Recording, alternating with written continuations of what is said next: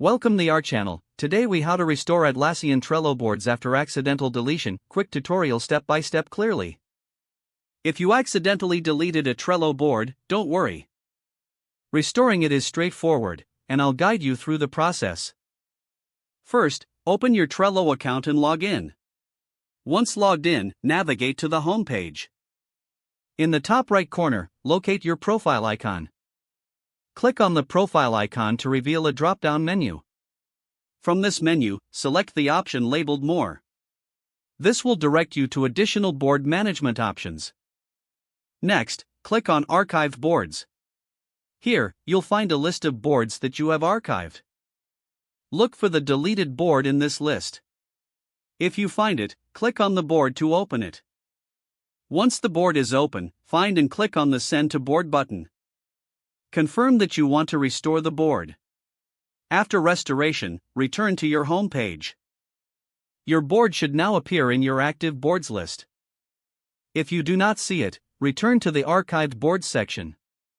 Double-check to ensure it was restored successfully. If you can't find the board in the archived section, it may be permanently deleted. In this case, consider contacting Trello support for further assistance. Remember to regularly back up your important boards to avoid future mishaps. That's it. You've successfully learned how to restore a Trello board after accidental deletion. If the page does not load, refresh the browser or try again in a private or incognito. Make sure you are using the correct email address, then retype it carefully to avoid small typos. If your password is not accepted, use the reset option and create a new strong password you can remember.